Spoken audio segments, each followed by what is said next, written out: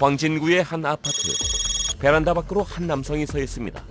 발의 앞부분만으로 난간을 간신히 딛고 있는 상황. 술을 마신 50대 남자가 자살 소동을 벌인 것입니다. 저희 구조대가 현장에 도착했을 때 구조자는 8층 높이의 난간에 매달려서 뛰어내린다고 소리치고 있는 상황이었습니다. 남자의 두 손은 위층 난간을 붙잡고 두 발은 위태롭게 아래 난간에 딛고 서 있습니다. 남자가 매달린 곳은 아파트 8층. 그대로 손을 놓는다면 목숨을 부지하기는 어려운 아찔한 높이입니다. 출동한 구조대원이 집 안으로 들어가 베란다 난간에 매달린 남자를 구조합니다. 밧줄을 남자의 몸에 단단히 묶은 후 끌어올리는데요. 다행히 남성은 저항하지 않았습니다. 신속히 에어 매트리스를 필 공간을 찾아보았지만 그 에어 매트리스를 필 공간이 나오지 않아서 그 유구조자에게 신속히 진입하는 게 1차 목표로 삼았습니다. 구조대가 신속히 7층과 9층을 이용하여 구조자에게 진입을 하려고 하였으나 진입 불가한 상황이라 그 8층 그 직층에서 바로 로프를 이용해 구조를 하였습니다. 남성은 오른쪽 발에 찰과상을 입은 것 외엔 별다른 외상은 없었지만 가족과 이웃은 놀란 가슴을 쓸어내려야 했습니다. 지난 2월 11일 새벽 한강대교 교각 위로 고가 사다리 한 대가 올라갑니다. 아래엔 두꺼운 에어 쿠션과 매트리스가 설치돼 있는데요. 윗도리를 벗은 한 남자가 교각 위로 올라가 자살 소동을 벌인 것입니다. 경찰과 소방당국은 한강대교 차량을 통제하고 순환 구조대는 만일의 사태에 대비해 다리 밑을 지켰습니다. 장장 1시간의 설득 끝에 30대 남자는 고가 사다리를 타고 다리에서 무사히 내려왔습니다. 게임머니 100만 원을 사기당한 뒤 경찰서를 찾았다가 홧김에 다리 위로 올라간 것입니다. 지난 1월 지하철 1호선 회기역과 청량리역 구간에서 한 남성이 선로로 뛰어들어 전동차에 치여 숨졌는데요. 이 사고로 지하철이 50분간 운행이 중단되는 등 출근길 시민이 큰 불편을 겪었습니다. 이처럼 건물 옥상이나 한강대교, 지하철 등 투신 사고가 끊이지 않는데요. 건물이나 대교에서 투신하는 경우가 있고 자해, 약물 복용 등 다양한 사고가 있습니다. 투신 사건이 일어날 경우 당사자도 큰 위험에 빠지지만 현장을 목격한 시민이나 구조대원들에게도 작지 않은 충격인데요. 본인은 물론 이를 목격한 타인에게까지 씻을 수 없는 상처를 남겨주는 투신 사고. 혹시 자살을 예방하는 방법은 없을까요? 또 자살 시도자를 발견하면 어떻게 해야 할까요? 자살을 시도하지 않는 것이 가장 좋은 방법이지만 자살 충동을 느낄 때는 주위 사람들에게 도움을 요청하고 자살 예방센터 및 생명의 전화를 이용하시는 것도 좋은 방법입니다. 자살 시도자를 보았을 때 최대한 자극하지 않고 119 구조대에게 신고하시는 것이 가장 좋은 방법입니다. 나 자신은 물론 모두에게 해로운 투신 사고.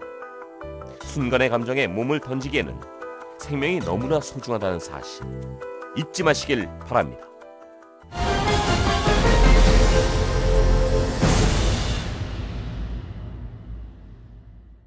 서울 순화동의 한 공사장.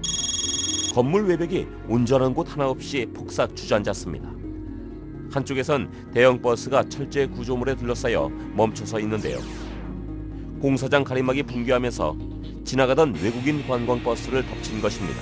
건물 철거 외벽이 그 인도 쪽으로 쓰러지면서 그 공사장에서 설치해 놓은 그 철제 가림막과 가로 등이 지나가던 관광버스를 덮쳤습니다. 이 사고로 철제 가림막과 그 버스가 뒤엉켜져서 버스는 움직이지 못하는 상황이었고 내부에 일본인 관광객 약 30명이 구조를 기다리고 있는 상황이었습니다.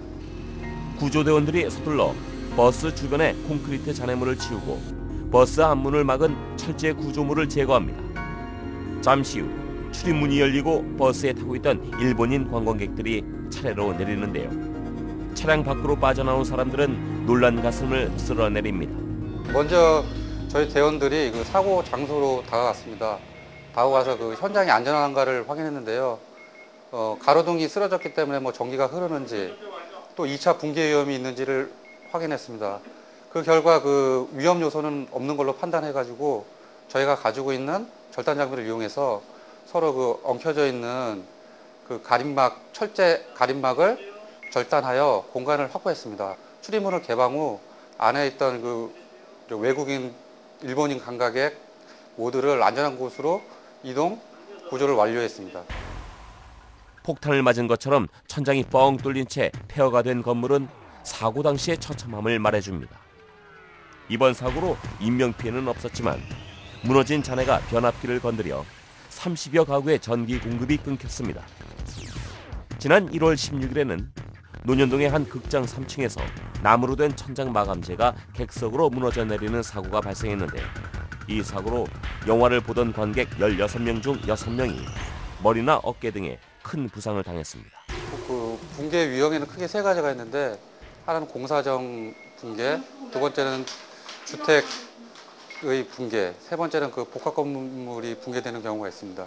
그 중에서 그 공사정 붕괴 그 유형을 또 두 가지로 나누면은 신축 공사장에서 콘크리트 타설 작업 중에 그 하중을 이기지 못하고 그 무너지는 경우가 있고요. 그 두 번째로는 그 공사 현장에서 예기치 않게 벽면이나 그 바닥이 그 무너지는 경우가 있는데 이러한 붕괴 사고는 삼풍백화점이나 성수대교의 붕괴 사고와 같이 단 한 번의 사고로 대량의 인명피해를 발생할 수 있습니다.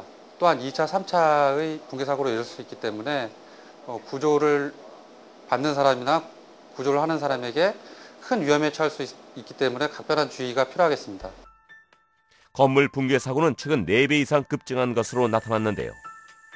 소방방재청이 조사한 최근 3년간 전국 16개 시도별 붕괴 사고 발생 현황에 따르면 지난 2008년에 58건이었던 붕괴 사고가 2009년에 220건, 2010년에는 261건으로 증가했습니다.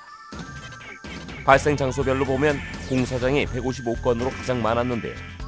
그 다음으로 주거용 건물, 초고층 건물과 복합 건물 순으로 나타났습니다. 붕괴 사고 건수가 증가함에 따라 인명피해도 해마다 늘었는데요. 2008년 60명, 2009년 143명, 2010년 168명으로 최근 3년간 붕괴 사고로 인한 사상자가 371명에 달했습니다. 붕괴 사고는 시공이나 관리 부실, 기술 결함 등 주로 인재에 의한 사고였는데요.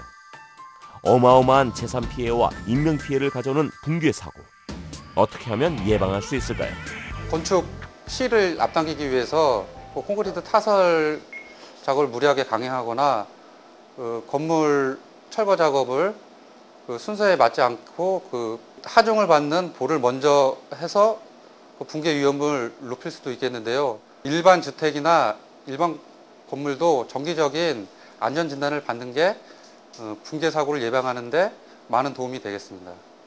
만약 붕괴 사고가 발생하거나 그 건물에 균열이나 이상한 소리가 들린다면 신속하게 119로 신고를 해주시고 그 건물 내 모든 사람에게 그 상황을 알려 안전한 곳으로 이동해 주시면 되겠습니다. 한순간에 모든 것을 앗아가는 건물 붕괴 사고. 기본을 지키지 않는 안전 불감증이 그 원인으로 지목되는데요.